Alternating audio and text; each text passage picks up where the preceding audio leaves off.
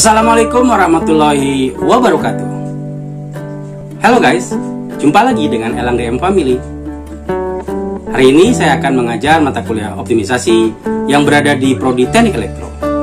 Pembahasan hari ini adalah kelanjutan dari pembahasan sebelumnya yang berhubungan dengan pemrograman. Pemrograman yang akan saya jelaskan adalah menggunakan MATLAB yang menjelaskan tentang persoalan-persoalan optimasi dengan kendala dengan desain variabel jamak. Apakah menggunakan metode Lagrange? Apakah metode substitusi langsung?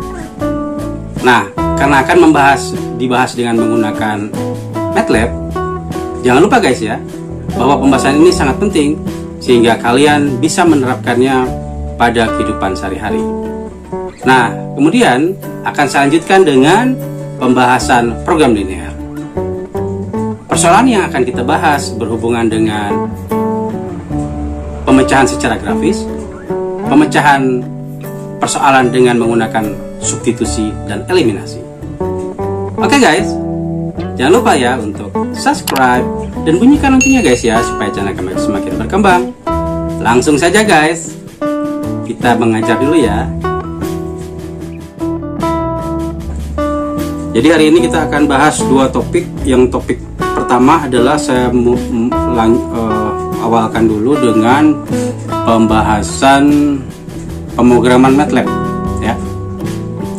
Pemrograman MATLAB yang dimaksudkan di sini adalah bagaimana kita menggunakan kasus matrik Hessian ya untuk menyelesaikan pembahasan yang bisa dibantu dengan menggunakan MATLAB ya. Saya harapkan kalian sudah paham MATLAB itu seperti apa karakteristiknya, bagaimana dia bisa membantu kita menyelesaikan persoalan-persoalan dasar ya. Nah, saya bukan membahas atau menjelaskan bahwa MATLAB bisa menghitung, bisa menjumlah atau bisa mengalihkan. Tapi kalau kita berbicara dengan matrik Hessian, maka matrik Hessian itu adalah yang berhubungan dengan turunan ya. Matrik Hessian itu yang berhubungan dengan turunan. Turunannya diapakan ya. Jadi kalau ada suatu fungsi kemudian fungsinya diturunkan, maka itu yang kita kemarin membicarakan tentang teorema syarat perlu ya di pembahasan optimisasi sebelumnya. Jadi kalau ada suatu fungsi, jadi saya langsung saja mulai ya. Saya praktekkan langsung di MATLAB ya. Saya praktekkan langsung di MATLAB. Jadi di MATLAB pada dasarnya ini MATLAB yang saya gunakan tahun 2015 ya, sesuai dengan spek komputer saya. Mungkin kalian kalau ada yang spek komputer tinggi bisa pakai yang versi terbaru ya. Pada dasarnya bahwa MATLAB itu bisa menyelesaikan kasus suatu persamaan yang memiliki nilai numerik atau tidak ya. Yang memiliki nilai numerik itu seperti ini ya. Seperti saya punya, saya kasih contoh saja ya. Saya punya nilai A-nya itu sama dengan 2. Ini artinya suatu variabel yang diberi nilai ya. Kemudian setelah itu ya, saya punya nilai B, saya kasih nilai juga ya. Jadi kalau yang tadi A apa, B apa ya, terlihat ya. Mungkin kalian harus mendengarkan penjelasan ini dengan menggunakan laptop, karena ini MATLAB ini tulisannya kecil-kecil ya, tidak bisa diperbesar ya. Maka pada waktu saya bilang saya ingin menjumlahkan A dan B, maka saya bilang C sama dengan A plus B ya. Itu saya dapatkan 2 ditambah 1 sama dengan 3. Atau sebaliknya, D sama dengan A min B, maka kita dapatkan hasil D nya sama dengan 1. Oke ya. Apakah nanti mau dijumlahkan, dikalikan, dikurangkan, dibagi, diakar, dan lain-lain, terserah ya. Kemudian MATLAB pada dasarnya yang sudah kalian ketahui, dia bisa menyelesaikan apa? Dia bisa menyelesaikan matriks. Misalnya saya punya matriks ya. Matriks A sama dengan matriksnya ini ya, misalnya 1, 3, 2 kali 2 saja ya. Kemudian 2, 4 misalnya. Ya, ini kan teknis penulisan matriks. Kemudian kalau kita lihat hasilnya, oh betul ternyata. Ya, nilainya sama dengan yang kita tuliskan.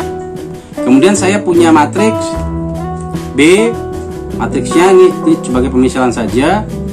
Ya, nilai matriksnya misalnya 2, 4, kemudian 1, 2 misalnya. Ya. Nah, maka hasilnya pun bisa kita dapatkan. Oh betul, nilai matriks yang kita tuliskan sesuai dengan keinginan kita. Sekarang saya ingin menjumlahkan matriks A dan B, maka saya tulis BC sama dengan A ditambah B. Artinya kalau bisa saya jumlahkan, artinya MATLAB paham atau mengerti bagaimana cara menjumlahkan matriks. Suatu matriks bisa dijumlahkan, normalnya adalah baris dan kolomnya sama, ya. Baris kolom atau ordo A sama dengan ordo B, baris kolomnya 2 kali 2, hasilnya pun dapat 2 kali 2. Itu artinya apa? MATLAB bisa menyelesaikan persoalan numerik, jadi ada angkanya, ada nilainya. Tetapi yang saya bahas hari ini tidak seperti ini, ya. Karena kita bermain di matriks Hessian, matriks Hessian merupakan suatu fungsi, maka saya tuliskan fungsi. Saya tuliskan fungsi ya, saya pakai pemisalan yang sembarang saja, ya. Maka saya harapkan kalian bisa paham bahwa MATLAB bisa juga menyelesaikan suatu persamaan yang sifatnya variabel. Jadi bukan angka tapi variabel, ya. Misalnya persamaannya adalah 10x, ya, pangkat 2 atau pangkat 5 misalnya. 10x pangkat 5 dalam MATLAB kita tuliskan 10 kali x kali 10x pangkatnya pakai apostrof ya, pangkat 5 misalnya. Ini kita sebut sebagai 10x pangkat 5, tapi dalam MATLAB kita tuliskan 10 kali x pangkat 5. Kemudian ya, ini satu variabel dulu ya, kita coba ya. Kemudian kita tambahkan dengan apa? Kita tambahkan dengan 2x pangkat 2 misalnya. 2 kali x pangkat 2. Nah, ya. Kalau 2x kuadrat itu artinya 2 dikali x pangkat 2. Ya. Misalnya kita pakai pengurangan, dikurangi 7x. Ya. Ditambah 100 misalnya. Ya. Ini adalah suatu fungsi yang kita tuliskan, tapi bukan artinya kalau nilai x-nya 1 sama dengan itu, bukan. Tapi saya ingin mendiferensialkan karena di sini kasus kita adalah mencari turunan, ya. Kalau pakai matriks Hessian, sedangkan Hessian itu adalah awalnya turunan pertama, kemudian turunan kedua. Nah, itu yang maksudnya, ya. Kita akan cari apa yang kita cari. Saya akan cari turunan pertama dari fungsi ini. Jadi saya tuliskan, ya. Anggaplah saya tuliskan diferensial. Ini adalah simbol saja ya. Artinya diferensial dari fungsi, gitu ya. Apa nih? Ini perintahnya nih. Perintah MATLAB-nya adalah diff. Ya, diff double F itu adalah diferensial. Apa yang kita diferensialkan? Yang kita diferensialkan adalah fungsi terhadap variabelnya, yaitu x. Nah, gitu ya. Jadi saya diferensialkan fungsi x, artinya saya diferensialkan fungsi terhadap variabel x. Nanti hasilnya saya simpan sebagai hasil df, gitu. Ya, itu artinya turunan pertama nih, ya, turunan pertama. Sekarang bagaimana caranya? Jadi kalau turunan pertama itu kan sudah kita kenal sebagai apa di dalam persoalan optimasi sebelumnya, kita kenal sebagai teorema syarat perlu. Sedangkan yang kedua, teorema syarat cukup, itu artinya turunan kedua. Artinya sekarang kita harus cari satu lagi turunan kedua. Saya pakai D besar ya, turunan keduanya ya. D besar. Ya. Kalau saya ingin cari lagi turunan keduanya, maka saya perintahkan diferensial fungsinya fungsi di atas, yaitu df kecil terhadap variabel x. Nah, ini artinya kita akan cari turunan kedua atau turunan sekali lagi terhadap fungsi yang ada di atas, ya, yaitu df kecil. Artinya ini adalah turunan kedua ya. Yang ini turunan pertama. Jadi kalau kita kasih keterangan ya, kita kasih keterangan ini turunan pertama ya, maka yang kedua ini adalah apa nih? Ini turunan kedua.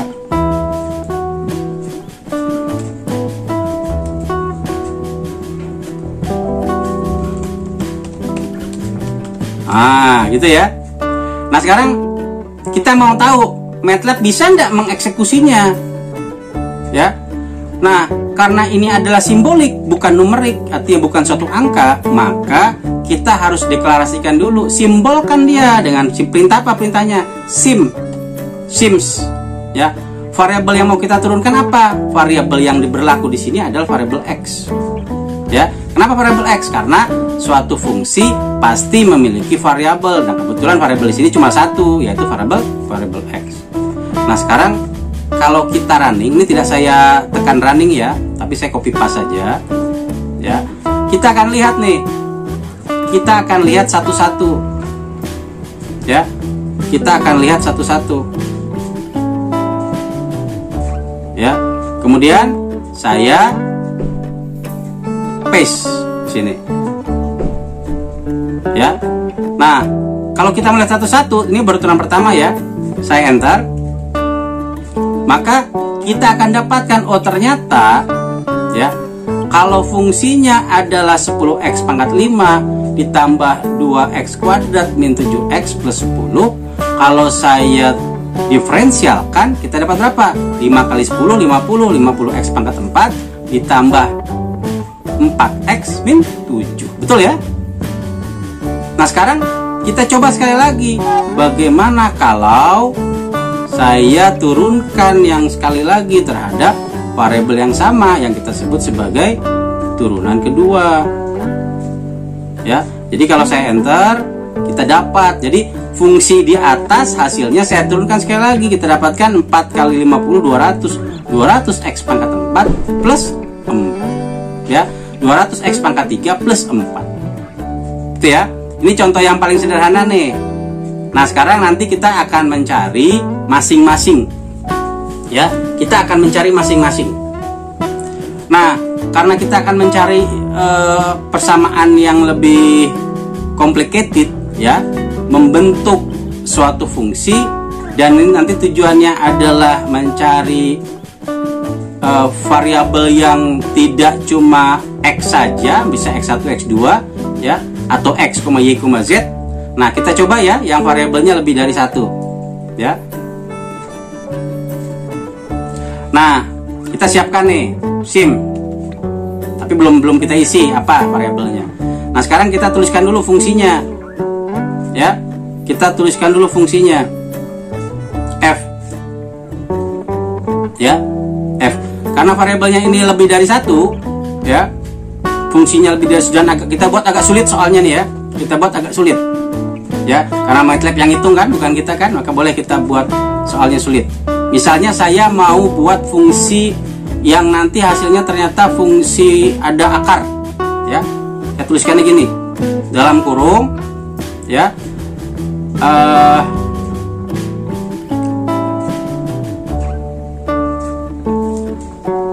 5x pangkat 3 dikurangi 2x gitu ya. Tapi dalam apa nih? Dalam akar. Kalau dalam akar, dalam MATLAB kita bisa pakai SKRT ya. Tapi saya lebih suka pakai pangkat. Pangkat apa? Pangkatnya pangkat setengah, 0,5. Berarti akar ya. Nah, ini ya. Nah, kemudian dibagi. Ya, soal ini dibagi. Jadi soalnya karena dibagi, saya pakai kurung tutup untuk meyakinkan kita.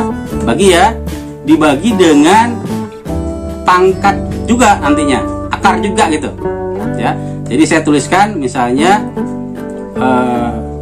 2, ini sekarang persamaannya jauh lebih agak banyak sedikit ya, 2x pangkat 4 ya dikali Y. Nah, ini kurang nih ya. Bagusnya ini depannya kita modifikasi ya, kali Y pangkat 2. Nah, gitu ya. Jadi ada X dan Y nanti ya. Kemudian di sini ya oke lah, udahlah. Ini oke.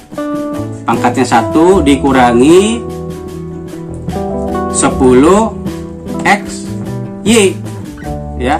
Kalau 10x berarti ini kita kali x Y. Nah, gitu ya. Pangkatnya sama juga nih. Pangkat 0,5. Jadi sebetulnya soalnya itu akar suatu fungsi dibagi akar suatu fungsi. Gitu ya. Jadi soalnya sebetulnya kalau kita tulis untuk menyelesaikan manualnya lumayan nih. Harus menggunakan rumus U per V ya, untuk cari aksen V dikali V aksen U dibagi V kuadrat gitu ya. Bisa pakai aturan rantai, macam-macam nih bisa kita pakai ya. Bisa aturan rantai, aturan pembagi, atau mungkin juga ada aturan pengali ya. Nah sekarang kalau kita ingin mencari 2 variabel, nanti kan bisa 3 variabel, 4 variabel, kita bisa pakai simbol-simbol yang lain ya, variabel yang lain ya. Nah sekarang saya anggap variabelnya ini ada 2. Apa variabelnya? X dan Y. Nah tulisnya gitu ya, X sim spasi X spasi Y. Nah kemudian karena ini mau kita cari bentuk matrik Hessiannya ya, kita mau cari bentuk matrik Hessiannya, maka kita harus cari apa? Kita harus cari turunan pertama dulu terhadap variabel apa? Terhadap variabel X dan terhadap variabel Y. Maka saya tuliskan dfx, itu artinya saya mau mencari turunan fungsi terhadap variabel X, turunan pertama ya. Maka ini bisa kita tuliskan div fungsi koma X. Nah gitu ya. Nah kemudian saya akan juga mencari fungsi terhadap Y ya. Maka saya tuliskan dfy. Ini cuma untuk memperjelas kita saja ya. Saya tuliskan div fungsi koma Y. Nah ya. Sekarang berarti kita cari turunan pertama terhadap X dan cari turunan pertama terhadap Y. Ini dua kasus ini yang kita sebut apa? Ini yang kita sebut sebagai teorema syarat perlu. Ya. Nah, sekarang karena target kita adalah matrik Hessian, ya. Matrik Hessian itu terbentuk dari apa? Matrik Hessian itu terbentuk dari turunan kedua.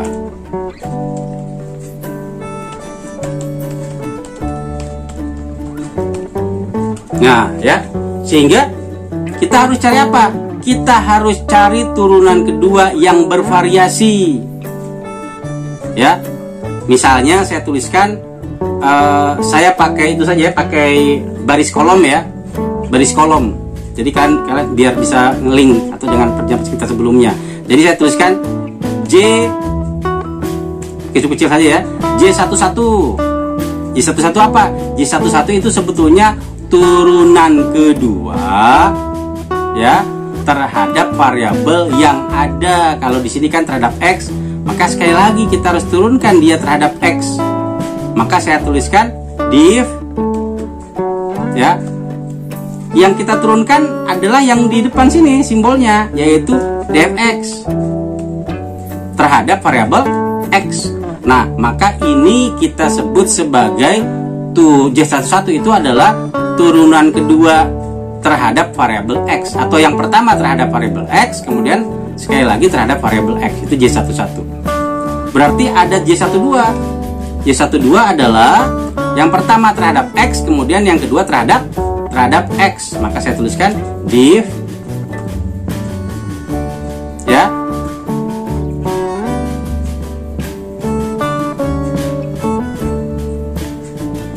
fx dfx, y ya, karena variabelnya yang pertama kan X, yang kedua Y ya.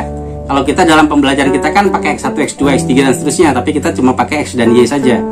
Maka di sini yang pertama terhadap X, yang kedua terhadap Y. Oke ya. Kemudian J21 J21. J21 itu sama dengan div apa yang kita diferensialkan? Yang Y ya. Sekarang yang kedua nih. Ya. Maka div DFY, X ya. Kemudian satu lagi J22 sama dengan div apa nih? DFY, Y. Nah, jadi lengkap ya. Jadi kalau kita membaca persoalan rumusnya ini artinya Y11 adalah turunan kedua setelah diturunkan pertama terhadap X, yang kedua terhadap X lagi. Jadi Y11. Kalau yang Y12 adalah yang pertama diturunkan terhadap X, kemudian sekali lagi diturunkan terhadap Y. Ya.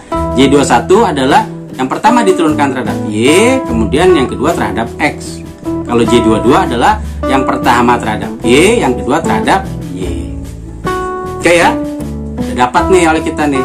Sekarang kalau kita mau coba, ini karena belum saya save, ya saya pakai Kopas saja, copy paste. Maka ini saya copy, ya. Kemudian kita running.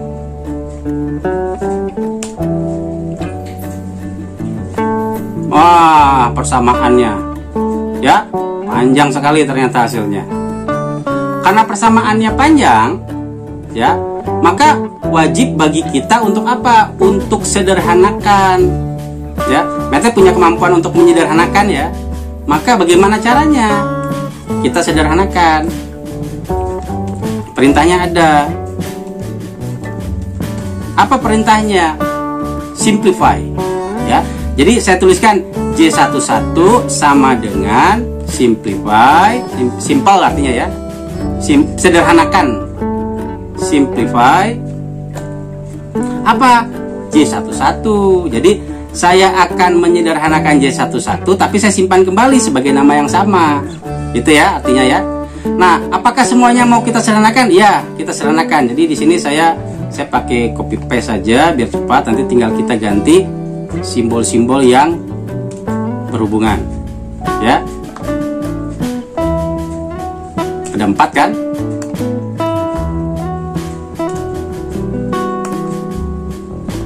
Nanti lihat perbedaannya ya. Saya cuma memberikan informasi. Ini persamaan yang sebelum disimplify. Kalau kita geser panjang sekali ya tadi ya. Nah sekarang ini perlu kita ganti. Jadi kita sesuaikan J12 ininya pun J12 belakangnya ya. Kemudian J21 ini pun harus kita ganti J21 ya. Kalau ini J22 ya, ini pun harus kita ganti dengan J22. Oke ya. Nah, karena memori masih menyimpan rumus sebelumnya, saya cuma copy yang bagian bawah saja ya untuk menyederhanakannya.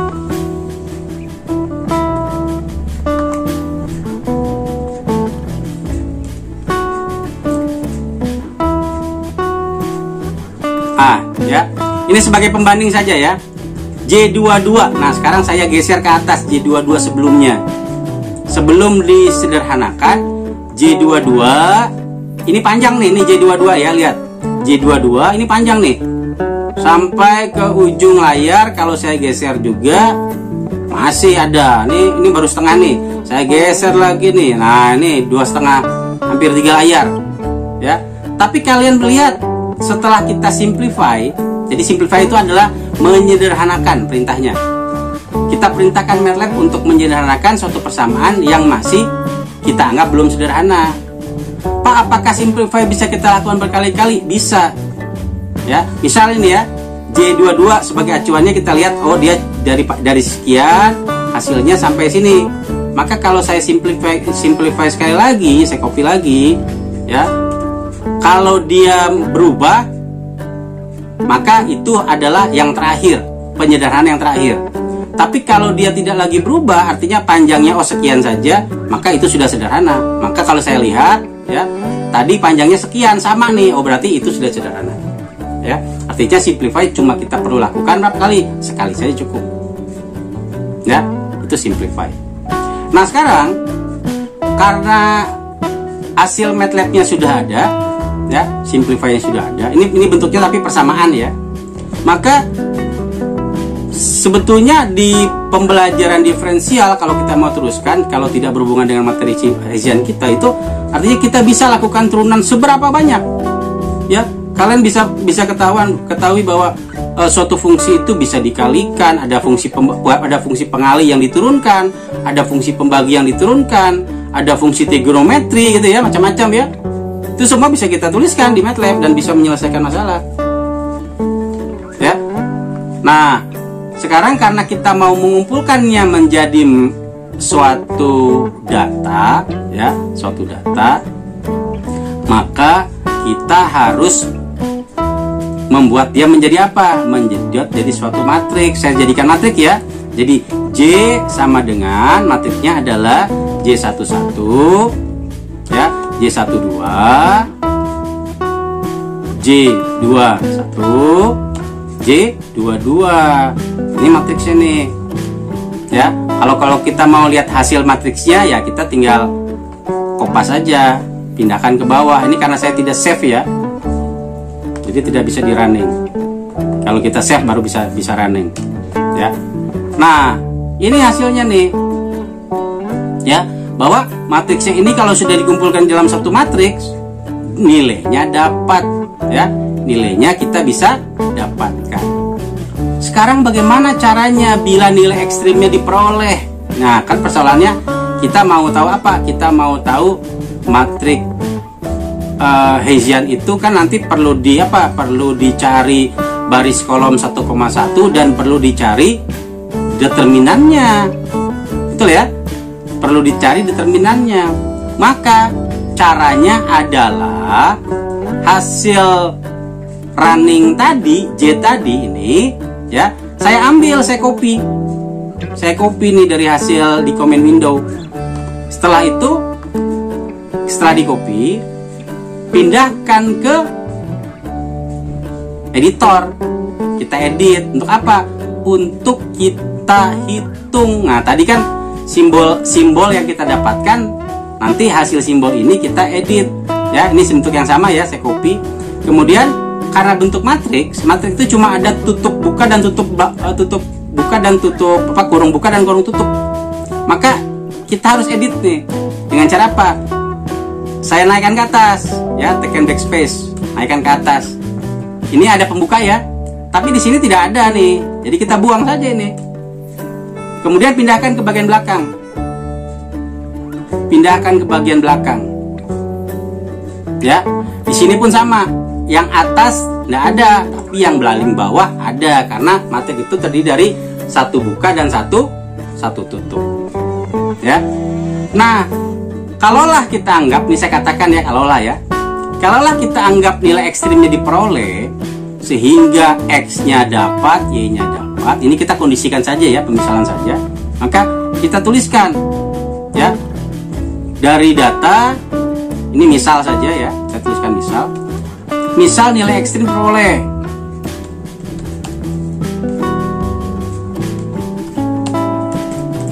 Nilai ekstrim diperoleh. Mohon maaf ya kalau saya ngomongnya berulang-ulang karena ini sambil menulis. Ya. Maka kita harus kasih nilai dia. X sama dengan misalnya 2 ya. Y-nya karena ada 2 variabel ya. Y-nya sama dengan 5 misalnya. Ya. Nah, maka apakah hasilnya bisa kita dapatkan? Nah, pasti kan sudah punya bayangan. Pasti bisa, karena apa? X-nya didapatkan. Nah, tinggal kita copy saja juga kayak tadi. Ya. Kopikan, pindah ke bawah. Paste. Nah, setelah itu apa yang kita lakukan? Kita enter saja. Dapat ternyata nilainya nih, matriksnya nih. Ya. J sekian ternyata dapatnya nih. Betul ya? Nah, kalau J-nya dapat, artinya nanti kita bisa tahu J11 besar tuh berapa ya? Ya gitu ya. Maka kita ambil ya J11, saya pakai huruf besar ya. J11 itu artinya baris kolom 1,1 mau kita ambil nih. Ya, perintahnya apa? Perintahnya adalah kita ambil baris kolom 1,1 dari matriks di atas. Ya, maka kita tuliskan J11 sama dengan huruf besar, tapi ya saya pakai huruf besar biar berbeda dengan yang huruf kecil tadi sebelumnya. J dalam kurung baris kolom 1,1 ya. Kemudian J22 itu apa?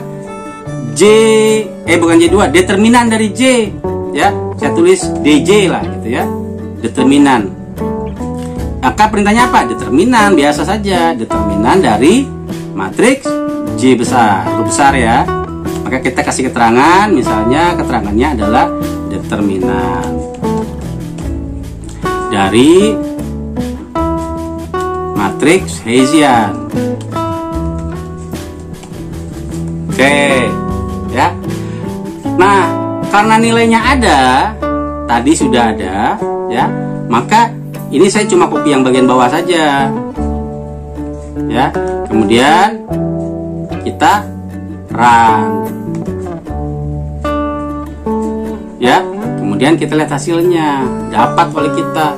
Ternyata baris kolom 11 itu nilainya positif dan determinan nilainya negatif. Ini salah satu contoh ya, bahwa ternyata MATLAB bisa juga kita pakai untuk menurunkan suatu persamaan, dan juga bisa kita pakai hasil penurunan persamaannya untuk kita gunakan untuk menghitung berapa nilainya, ya, berapa nilainya.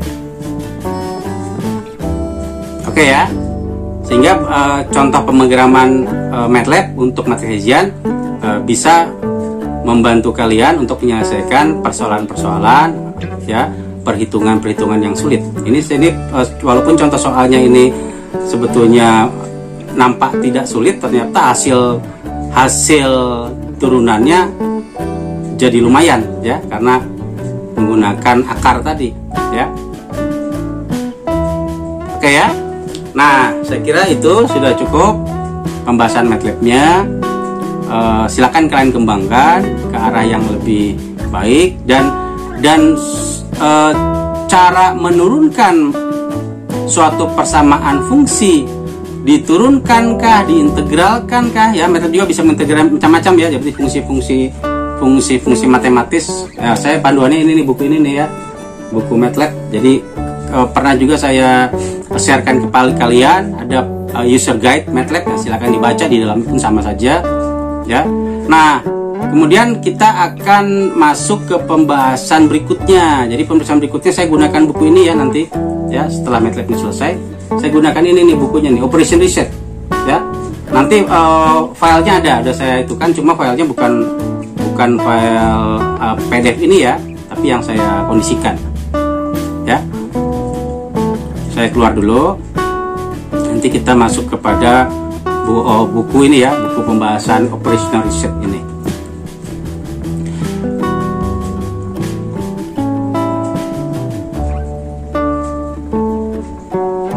Ada yang mau ditanyakan sebelumnya?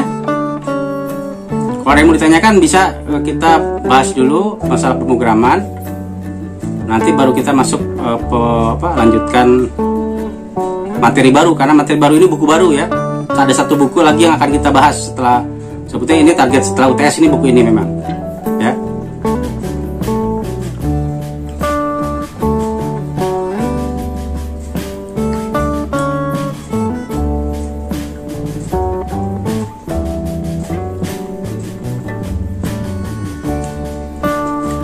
Saya berikan gambaran dulu ya.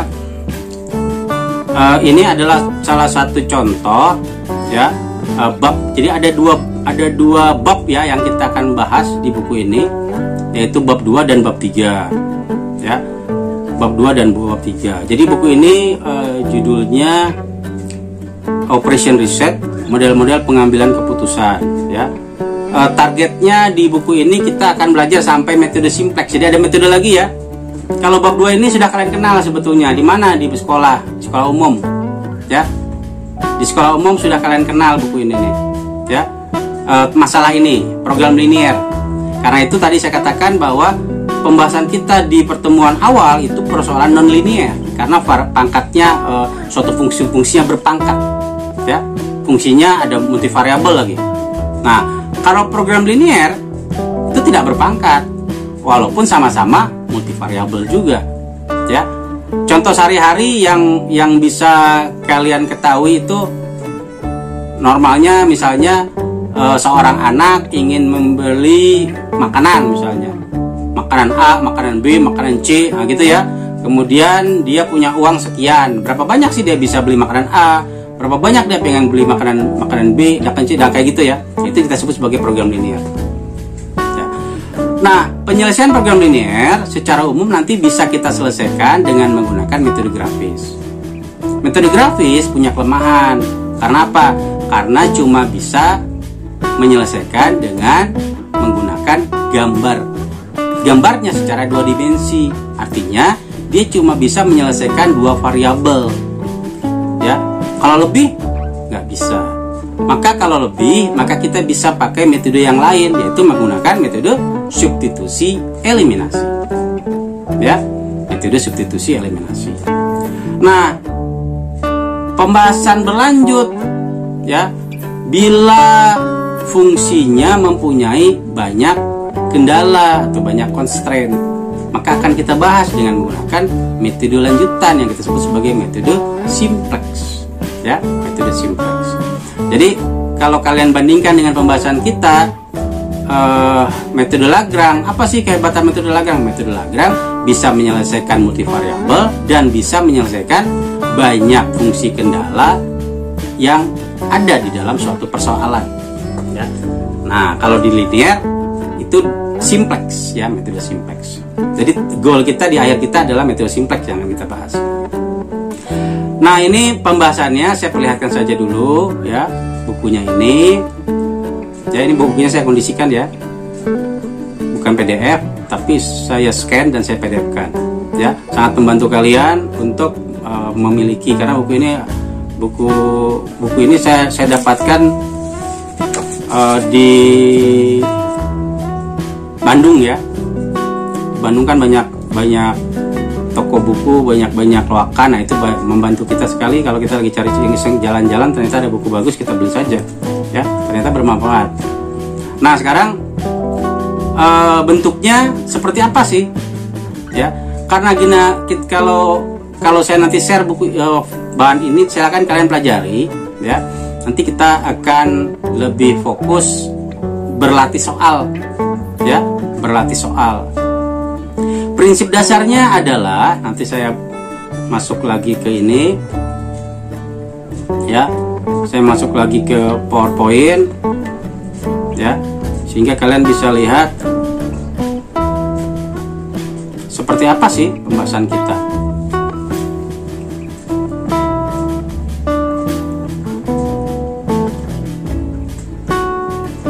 Saya full screen dulu, ya.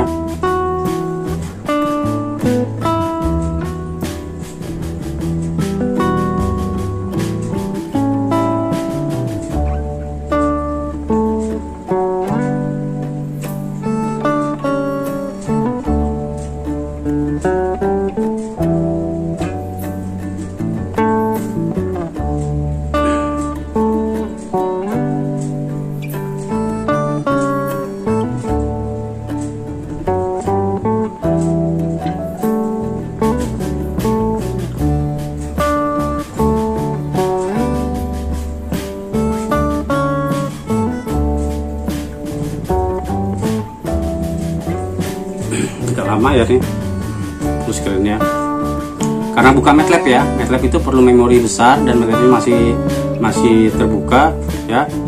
Akibatnya Google Meet-nya terganggu, ya.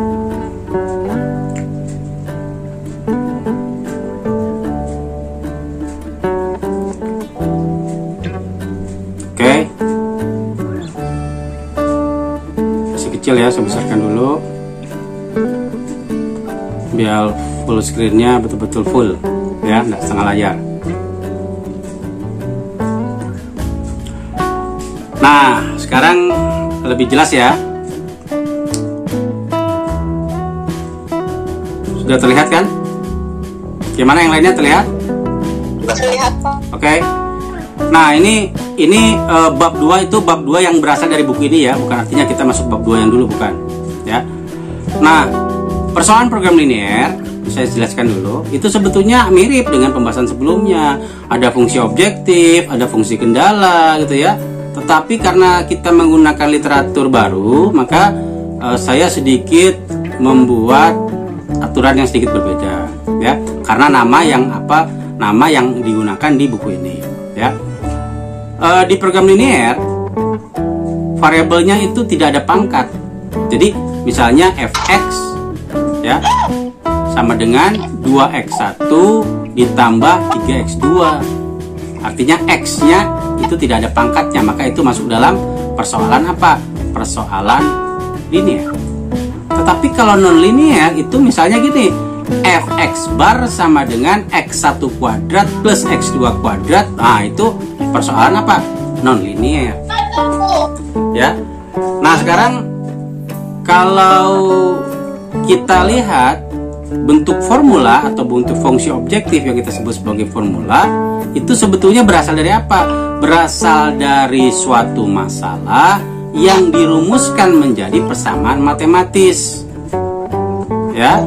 Sehingga kalaulah dia memiliki pembatas atau syarat atau constraint, maka pembatasnya itu biasanya memiliki tanda pertidaksamaan.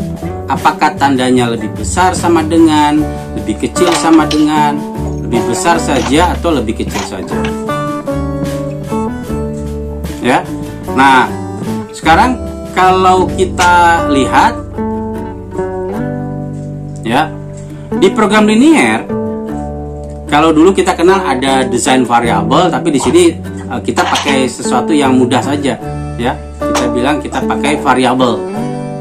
Kemudian fungsi objektifnya sekarang kita ganti menjadi fungsi tujuan, walaupun sama maksudnya ya, fungsi tujuan. Tujuannya apa? Tujuannya untuk memaksimumkah atau meminimumkan ya. Jadi bisa maksimum bisa minimum. Nah, karena ada fungsi objektif maka ada syarat. Syaratnya itu kita sebut sebagai pembatas ya. Kalau constraint pun bahasa Inggris pembatas ya.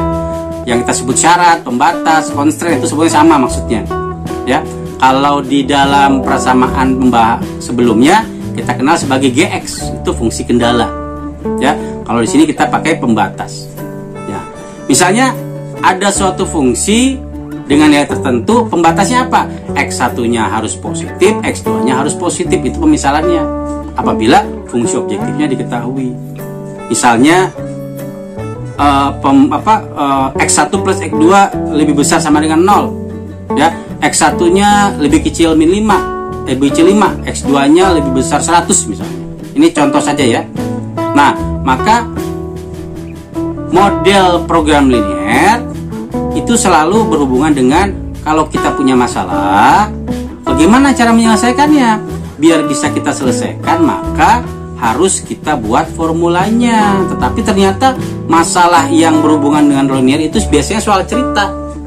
Ya, soal cerita, kalau kita ingin menjadikan dia menjadi suatu formula yang tujuannya untuk memaksimumkan atau meminimumkan, ya, maka sebaiknya soal cerita itu kita ubah dia menjadi bentuk tabel. Ya, ingat ya, harus kita ubah dia menjadi bentuk tabel. Kenapa? Dari bentuk tabel itu nanti memudahkan kita untuk menentukan mana fungsi objektif, mana variabelnya, apakah variabelnya ada lebih dari satu atau tidak, gitu ya. Nah, fungsi tujuan yang biasa kita kenal sebagai fx, nanti di dalam buku ini kita pakai simbol baru, yaitu simbolnya z. Z sama dengan suatu nilai, gitu ya. Z sama dengan suatu nilai, walaupun maksudnya sama sih, ya. Tapi kita sesuaikan saja biar kita bisa mengikuti buku ini dengan mudah. Ya, saya cuma memberikan pengenalan bahwa buku ini ada sedikit perbedaan cara membacanya. Oke ya, kita lanjutkan.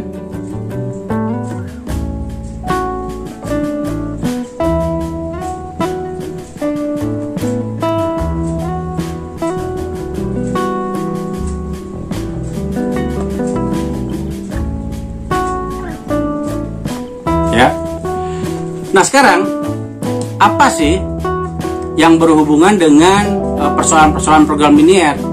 Ya, kalau kita berbicara produk, maka setiap produk yang dibuat itu berhubungan erat dengan program linear. Ya, artinya sekarang kalau kita berbicara optimisasi dari sisi ekonomi nih, ya, ekonomi itu apakah berhubungan dengan pekerjaan, apakah berhubungan dengan pengeluaran biaya yang kita pakai untuk makan, apa yang kita pakai untuk konsumsi, apakah ada biaya yang kita keluarkan untuk kesehatan, ya, atau kita membeli sesuatu. Nah, itu biasanya berhubungan dengan produk, ya. Ada yang sifatnya menguntungkan dan ada yang sifatnya merugikan. Kalau suatu produk kita beli, ya, bisa untung bisa rugi. Kalau kita beli suatu produk dengan harga normal, kemudian kita jual kembali, bisa untung bisa rugi. Kalau untung adalah kita melebihkan harganya dan kita jual dan laku.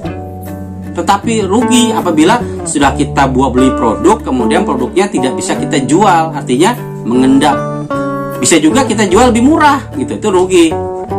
Ya, nah, karena ada berbicara untung rugi, maka di dalam prinsip ekonomi berlaku untung itu maunya sebesar mungkin dan rugi maunya sekecil mungkin. Gitu ya. Itu prinsip ekonomi. Jadi kalau kalian perhatikan baik-baik, ya.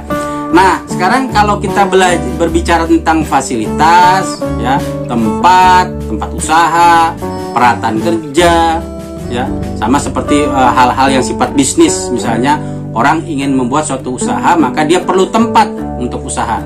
Dia perlu mencari tempat yang strategis. Dia perlu mencari tempat, kalau dapat tempat yang strategis, dia perlu membuat tempatnya itu menarik perhatian orang untuk berkunjung. Maka dicatnya, dihiasnya, ya kan? Lakukan promosi, mengenalkan. Kalau dia jual makanan, maka dia jual beli satu gratis satu, misalnya gitu. Ya, buy one get one. Nah, itu banyak kan kalau di pertokoan memberikan diskon gitu, ya. Itu salah satu contoh. Untuk apa? Untuk produknya dikenal dan dibeli orang, ya.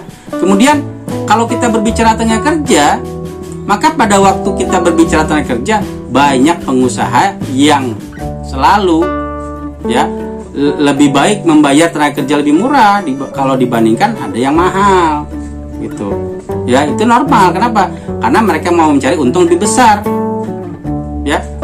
Kalau dia misalnya pendapatannya, anggaplah kalau kita pakai uang, ya, pendapatan sebulannya 10 juta dari suatu usaha yang dikelolanya, ya, maka sebisa mungkin itu belum mau untuk diserahkan ke orang lain, artinya belum ada pekerja, karena mungkin masih sifatnya tenaga kerja keluarga.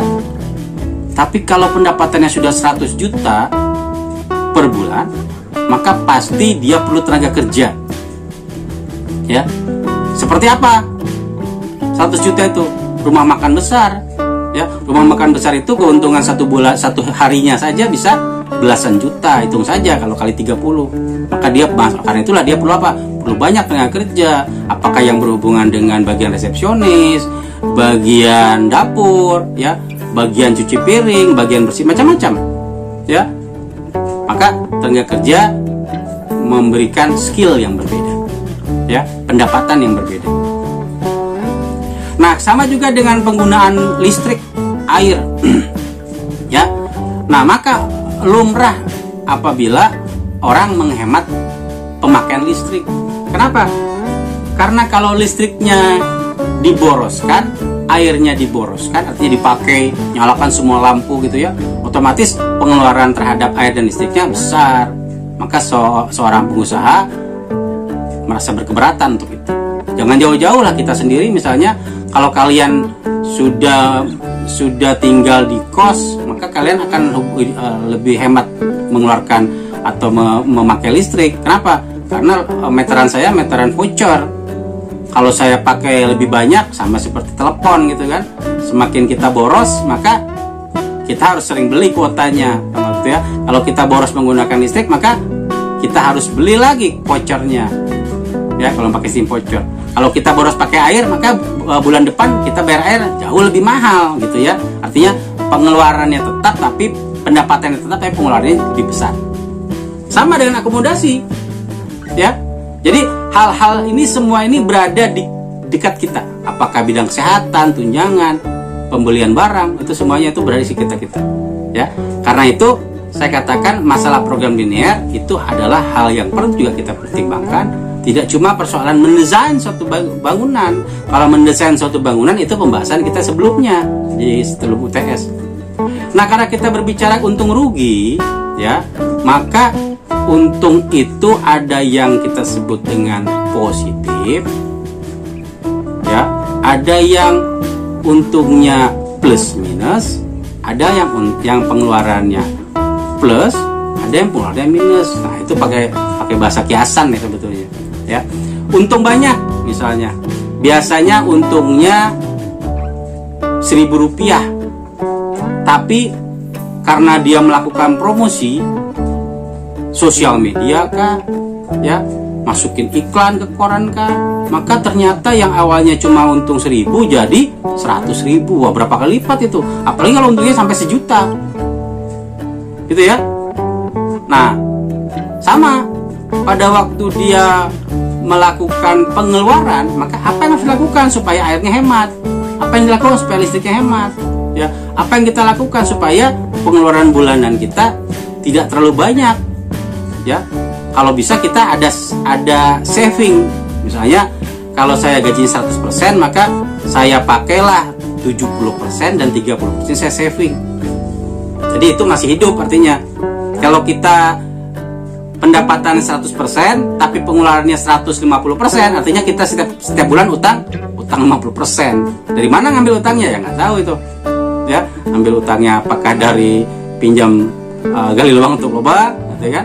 Macam-macam, ya, atau ngutang dulu ke warung misalnya, kan, macam-macam, ya. Nah, ini membuka wawasan dulu ya. Jadi pembahasan kita membuka wawasan dulu. Kembali lagi nih di bab 2 dan 3 itu yang berhubungan dengan program linear, ya. Tadi sedikit sudah saya ulas. Kita berbicara soal cerita di program linear. Maka dari soal cerita itu kita ubah dia menjadi formula.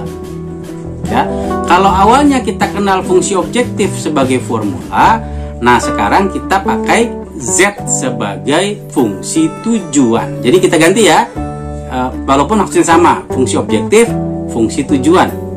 Jadi tujuan itu apa? Tujuan untuk maksimumkan atau meminimumkan, gitu ya, tujuannya itu. Nah sekarang fungsi kendala yang sudah kita kenal di pembahasan sebelumnya yang menggunakan simbol GX, ya, itu tetap ada, tapi kita anggap sebagai constraint, ya. Jadi pembatas, apakah constraint, apakah syarat, ya. Maka di program linear biasanya soalnya itu misalnya seperti ini nih, maksimumkan Z sama dengan 2x1 ditambah 3x2, di mana syaratnya adalah x1-nya harus positif dan x2-nya harus positif, atau x1-nya lebih besar sama dengan 0 dan x2-nya lebih besar sama dengan 0. Nah, kalau kembali lagi kepada soal cerita dan supaya dia bisa masuk menjadi atau berubah menjadi bentuk formula, maka jebatannya tadi saya sudah informasikan, dia harus kita ubah dalam bentuk tabel, ya, dalam bentuk tabel. Nah, nanti tabel itulah yang membuat kita bisa membuat bagaimana formula fungsi objektifnya, sehingga nanti X yang mau kita cari bisa kita dapatkan, ya.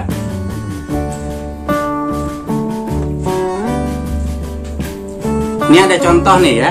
Contoh ini contoh yang saya ambil ini contoh yang berasal dari buku yang tadi saya perlihatkan atau file yang nanti kalian bisa baca ya.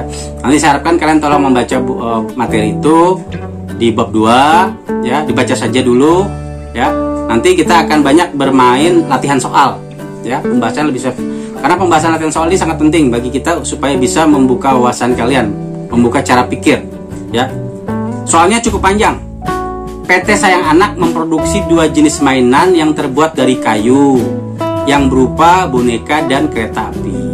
Boneka dijual dengan harga 27.000 per lusin. Ini sengaja ya angkanya, tidak mungkin kita buat boneka harganya 500.000, nanti kebanyakan gitu ya nolnya ya.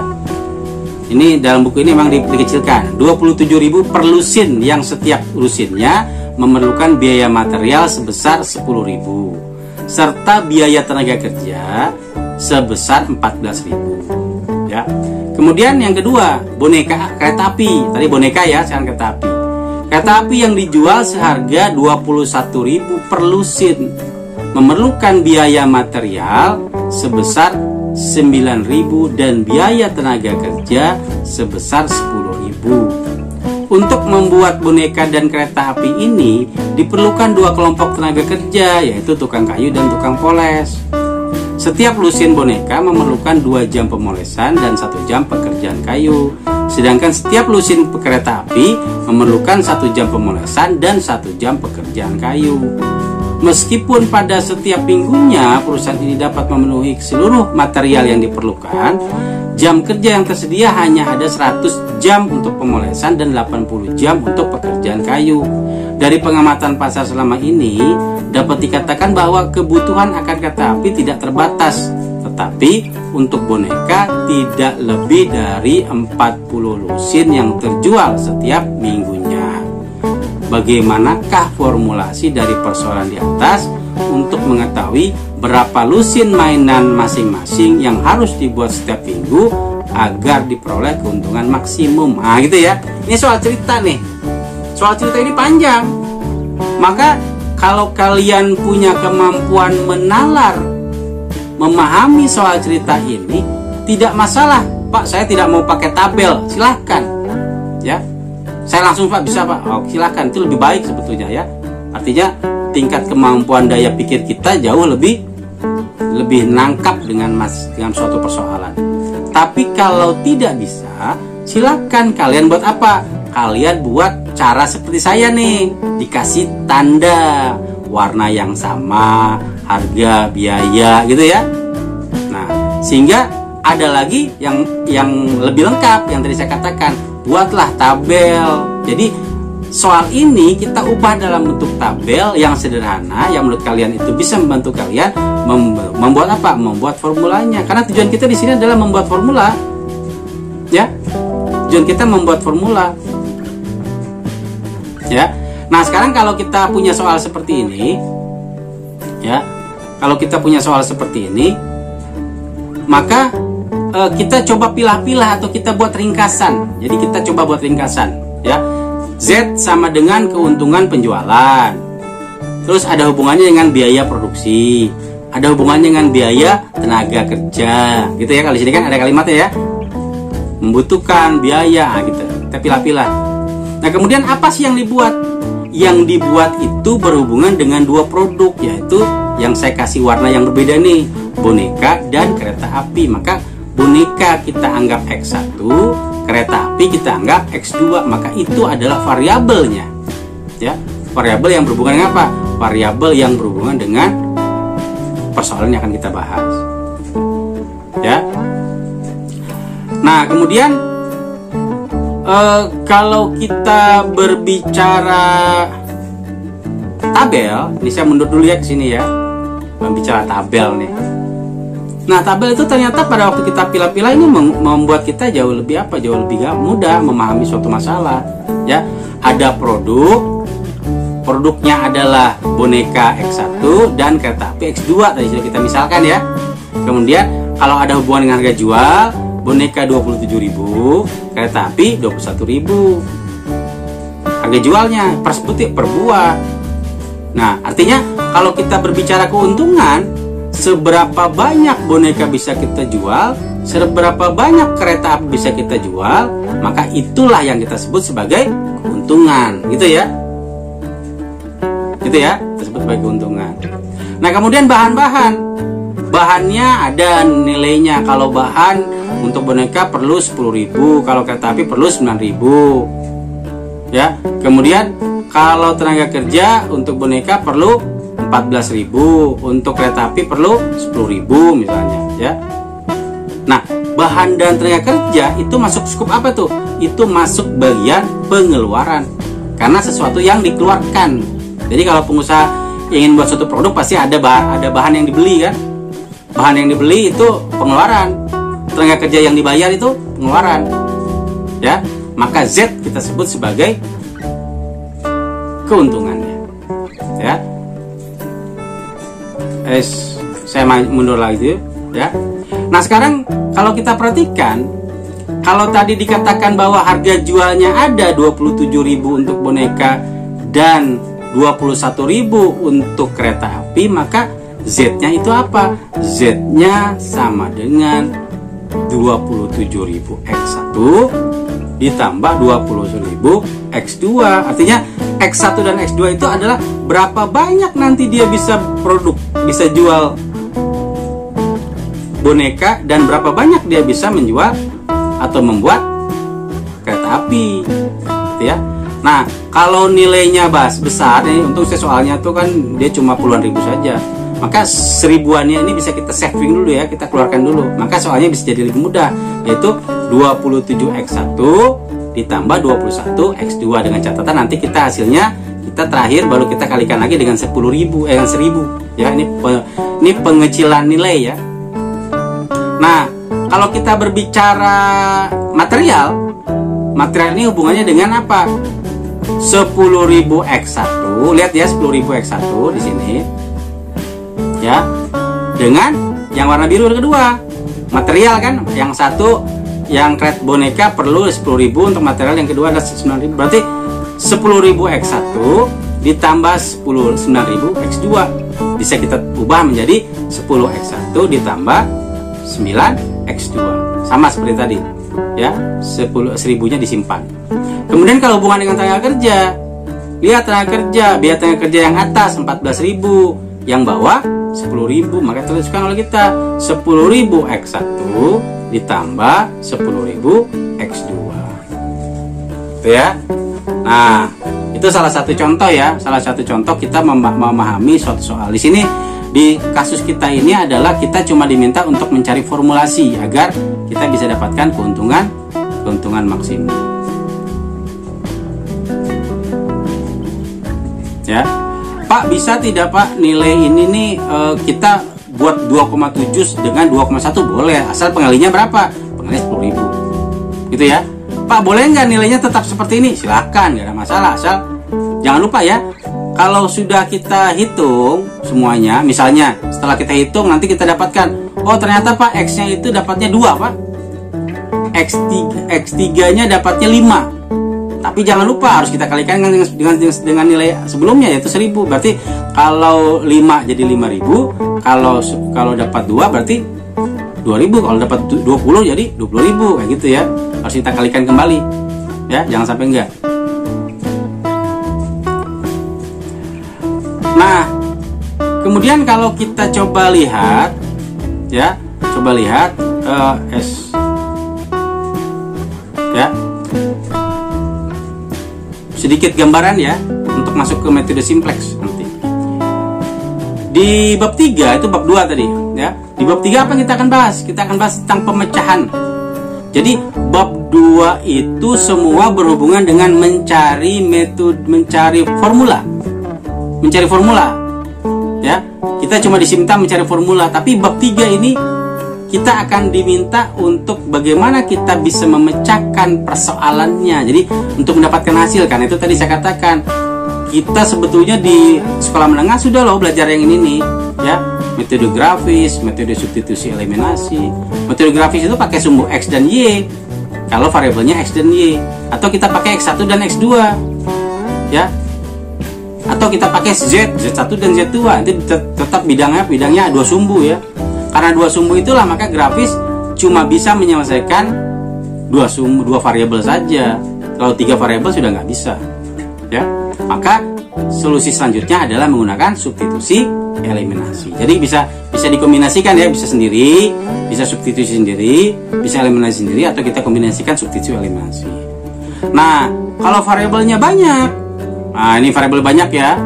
Kalau variabel banyak, maka kita pakai metode simplex. Nah, ini metode terakhir yang akan kita bahas di pembahasan kita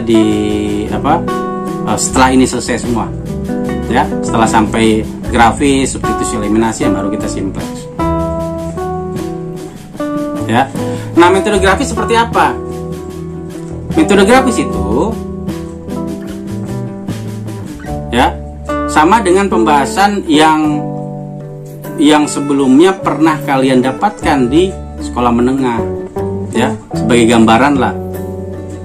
Kalau saya punya dua sumbu X1 dan X2, maka ada bagian, ya kalau pakai grafis ya, ada bagian yang harus kita arsir untuk mencari apa? Untuk mencari daerah visible. Daerah visible. Misal nih ya, kalau saya X2 sama dengan 5, maka kalau dia ada sumbu X1 adalah sumbu X dan X2 adalah sumbu Y, maka kalau X2 sama dengan 5 berarti di sini 5 kita kasih garis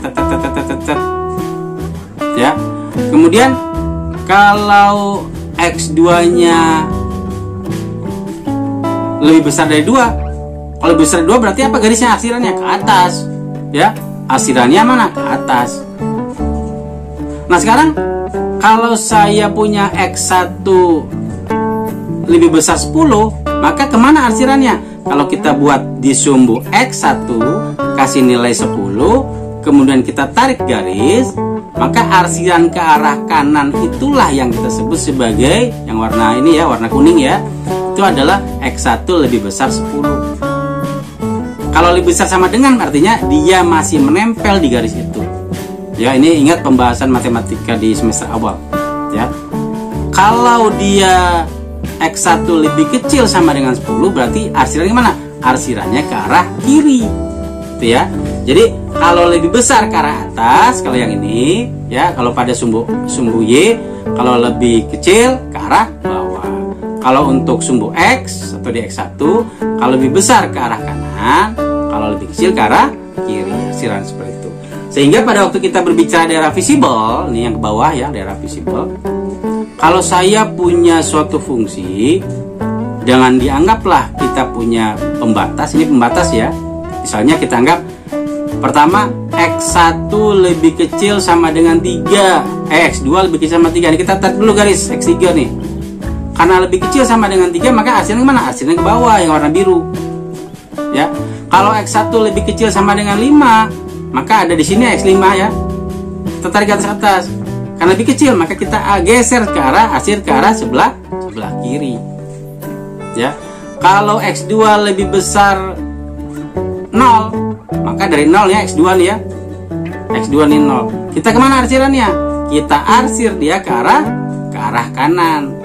Kalau X1-nya positif atau besar 0, maka X1 maka dia arsir ke sini. Nah, maka kita dapatkan daerah apa? Daerah tangkapan semua daerah yang menutupi. Maka semua arsiran itu kita sebut sebagai yang tengah-tengah ini ya, kita sebut sebagai daerah visible, daerah yang memungkinkan ya, yang memungkinkan untuk mempunyai nilai atau mempunyai jawaban. Daerah visible. Contoh ya, ada soal ya, ini semua berasal dari buku tadi ya. Jadi maksimumkan Z sama dengan 3X1 ditambah 2X2 ya, berdasarkan 2X1 ditambah X2 lebih kecil 100 sama dengan 100, kemudian X1 plus X2 lebih kecil sama dengan 80, X1 lebih kecil sama dengan 40, X1 nya positif dan X2 nya positif. Kenapa harus positif dua-duanya? Karena ini berbicara tentang program linier ya. Suatu barang yang dibuat berarti barangnya ada tuh, ada. Tidak mungkin dia bisa saya katakan saya membuat barang minus 3, enggak mungkin. Karena kita buat barang, kalau tidak ada berarti 0. Kalau ada barangnya. Saya tadi buat kue, berapa potong? Min 5, enggak mungkin kan? Tapi saya buat kue 5 potong, gitu ya. Ini berbicara real nih. Ya. Nah, kalau kita bermain di grafis, maka pada waktu kita punya persamaan 2X1 plus X2 lebih kecil sama dengan 100, maka untuk membuat garis grafisnya itu ya, kita pakai pemisalan ya. Misalnya saya katakan kalau X-nya 1 sama dengan 0, maka X2-nya berapa? Oh, X1-nya 0, maka X2-nya sama dengan 100. Maka titik potong dari itu kita dapatkan 0,100. Di mana 0,100? Ya, 0,100 di sini nih, 0,100 nih. Ya. Nah, sekarang kalau X2-nya sama dengan 0, ini pakai pemisalan ya untuk dapat titik potong.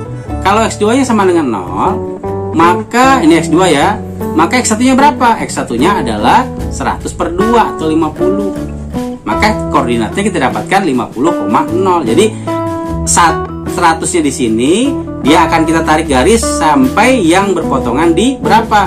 Di 0,50,0. Ini ya, kita tarik garis. Nah, kemudian pembatas yang selanjutnya, X1 plus X2 lebih kecil sama dengan 80. Kalau X1-nya 0, maka X2-nya 80. Maka 0,80. Ada di mana dia? 0,80. Di sini 0,80 nih.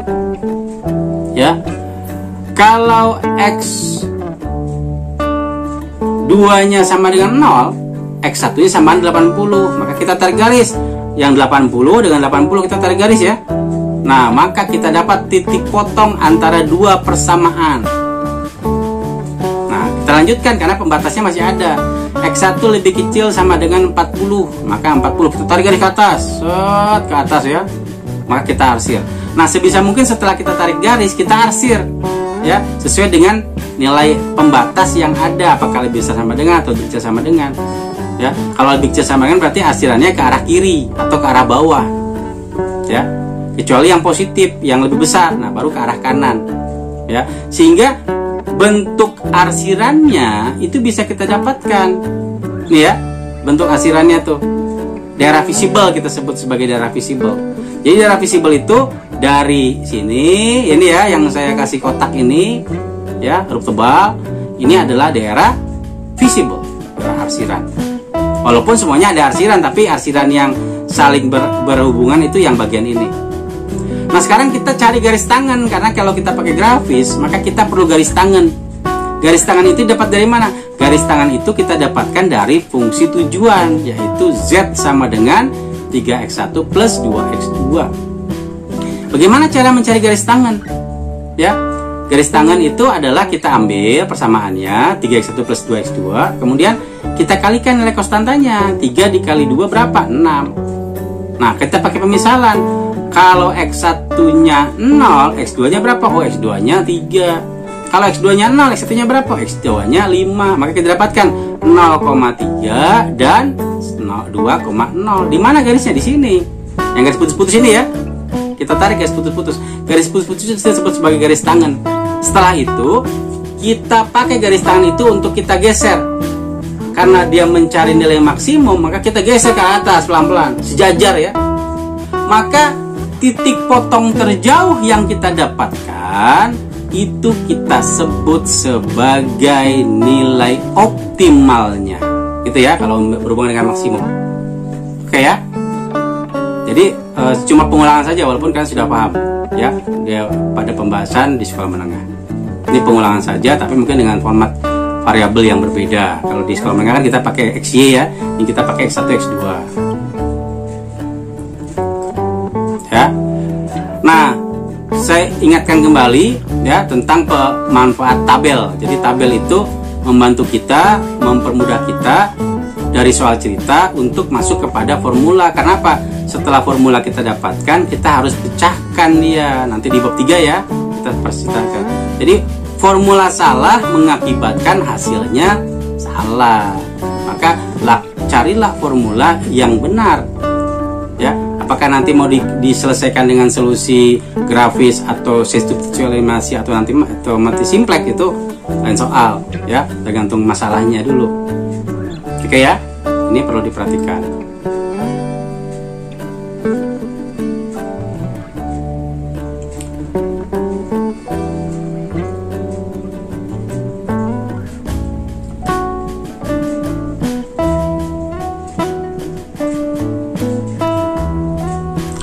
Kita lihat contoh ya.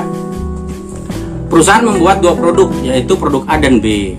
produk A mempunyai harga jual Rp5. Ini sengaja saya kecilkan juga ya angkanya ya, biar mudah. Produk B memiliki harga jual Rp10. Untuk membuat produk A membutuhkan 10 material kayu dan 5 material besi. Untuk membuat produk B dibutuhkan 5 material kayu dan 3 material besi. Nah, stok yang tersedia untuk bahan baku kayu ya adalah 500 buah dan bahan besi adalah 400 buah. Carilah formulasi bila diinginkan profitnya maksimum. Nah, kalau kita punya soal seperti ini, maka kita harus pikirkan bagaimana bentuk formulanya, bagaimana syaratnya, ya, bagaimana syaratnya. Nah, jadi kalau kita berbicara soal ini, maka yang kita sebut variabel itu apa? Variabel itu adalah produk yang mau dibuat, yaitu produk A dan produk B. Ya, kalau kita berbicara bagaimana formula Z-nya, Z-nya itu berhubungan dengan harga jual. Jadi kalau A itu 5, kalau B itu 10, maka Z sama dengan 5A ditambah dengan 10B. Nah, kalau variabelnya kita pakai A dan B boleh juga ya, kenapa tidak? Ya, 5A ditambah 10B, Z sama dengan gitu ya, Z sama dengan 5A tambah 10B. Oh, ternyata bisa juga kita selesaikan tanpa tabel. Tapi lebih baik kita pakai tabel, ya. Tapi walaupun kita juga bisa, ya. Kalau saya bisa karena apa? Karena sudah biasa menghadapi soal-soal seperti ini, ya. Kemudian untuk membuat produk A membutuhkan 5 material kayu dan 5 material besi. Nah, sekarang kita harus kumpulkan, ya. Kita harus kumpulkan dia menjadi berapa banyak stok yang tersedia. Nih, kalau stok yang tersedia misalnya nih bahan kayu 500 buah, maka artinya apa? Kita tidak mungkin bekerja dengan bahan yang lebih dari itu, pasti kurang ya. Maka pertidaksamaannya itu akan kita tuliskan menjadi sekian E, sekian A ditambah sekian B tidak boleh lebih dari 500 buah kayu. Artinya lebih kecil sama dengan 500. Ya. Sekian A untuk besi nih. Sekian A ditambah sekian B itu tidak boleh lebih dari 400 buah bahan besi. Berarti tandanya juga ada jadi apa? Lebih kecil sama dengan 400, gitu ya. Nah, jadi kita sudah bisa bayangkan jawabannya seperti apa dari soal ini. Nah, sehingga pada waktu tadi sudah saya sedikit informasikan. Nah, sebetulnya spek penulisan formula secara langsung ya, kita bisa sudah bayangkan Z sama dengan sekian X1 ditambah sekian X2. Nah, kalau tadi kan saya pakai A dan B ya. Tapi bisa saja A-nya kita akan jadikan X1, B-nya menjadi X2. Pembatasnya adalah tadi saya katakan sekian X1 ditambah sekian X2. Bisa mungkin saja secara umum ya, mungkin saja bisa tandanya lebih besar atau lebih kecil. Tapi kalau tadi tandanya adalah lebih kecil karena stoknya tidak boleh lebih. Tapi kalau dia bilang kita buat produk minimal, nah kalau buat produk minimal dengan bahan sekian, misalnya gini, ada suatu perusahaan ingin membuat suatu produk, tapi dia memberi target minimal kita bisa buat 100 buah. Berarti boleh lebih? Boleh. Kalau boleh lebih maka tandanya tidak mungkin kita pakai tanda lebih kecil sama dengan, tapi lebih besar sama dengan. Yang pasti adalah ini nih yang bagian terakhir nih, ya. Apa itu? Bahwa produk yang mau kita buat harus ada atau nol. Jadi lebih besar sama dengan nol atau bernilai positif, ya. Tidak mungkin bernilai negatif. Nah, sekarang kalau kita ubah dalam tabel, ya tadi sedikit sebetulnya sudah selesai sih. Ya, tapi ini kita lihat kalau kita ubah dalam tabel nih, ya. Dari soal kita tadi, kalaulah kita punya produk A dan B tadi, dan dia memerlukan kayu dan besi, kayu di A itu adalah 10 dan besinya 5. Kalau produk B-nya itu adalah 5 dan 3, sedangkan stoknya 500 dan 400, sedangkan keuntungan A dan B adalah A-nya kalau dijual nilainya 5, B dijual nilai 10. Berarti kita akan mencari Z maksimum sama dengan 5X1. Kenapa X1? Karena A itu kita misalkan dengan X1, B itu adalah X2 ditambah 10X2. Dan pembatasnya adalah tinggal kita ambil saja ya. Lihat di sini nih, 10, 5, 5. Berarti 10X1 ditambah 5, ya, ditambah apa? Ditambah 5x2 itu tidak boleh lebih dari apa? Tidak boleh lebih dari 500. Ya, 5x1 ditambah 3x2. X2 dari mana? Di atas ya, lihat atasnya ya. Jadi kalau kita berbicara variabelnya, maka lihat atas. 10x1 ditambah 5x2 itu tidak boleh lebih dari 500 atau lebih kecil sama dengan 500. 5x1 ditambah 3x2 tidak boleh lebih dari 400. Jadi tidak sama dengan lebih kecil sama dengan 400. Dan nilai z-nya bisa kita dapatkan. Ya, ini kalau sudah seperti ini maka kita sudah bisa bayangkan, bisa saya cari nilainya. Ya. Karena pada prinsipnya kalian kan sudah mempelajari program linear ya di sekolah menengah ya, sehingga itu mempermudah kalian untuk memahami soal-soal yang ada di pembahasan kita lebih lanjut.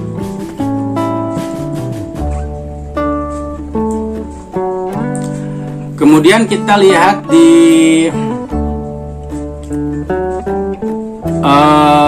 contoh ya. Nah, ini nanti ada contoh nih. Contoh-contoh ini contoh-contoh adalah contoh soal yang ada di buku Operational Set ya. Nanti akan saya bahas di pertemuan kita di minggu depan ya. Jadi pembahasan kita saya kira cukup sampai di sini dulu ya. Nanti kita lanjutkan pembahasan yang ada di buku ini ya, yang ada di buku ini ya. Di akhir bab itu biasanya ada contoh soal, banyak contoh soal yang bisa kita kerjakan. Nah, nanti minggu depan kita bahas satu-satu ya soalnya sama-sama supaya kalian bisa mengerti soal-soal itu. Maka kalian perlu baca dulu, silahkan dibaca. Nah, bagaimana guys pembahasan MATLAB yang dimanfaatkan untuk persoalan optimisasi? Semoga bermanfaat untuk kalian semua. Dan juga tadi dibahas juga dengan persoalan program linear yang berhubungan dengan metode grafis, metode substitusi langsung, sehingga persoalan-persoalan optimasi bisa diselesaikan. Oke guys ya, yang suka silahkan like, komen, dan share ke sosial media kalian. Dan jangan lupa untuk subscribe dan bunyikan loncengnya guys ya, supaya channel kami semakin berkembang. Saya tutup dengan ucapan wassalamualaikum warahmatullahi wabarakatuh. Jumpa lagi dengan konten kami yang lain. Terima kasih.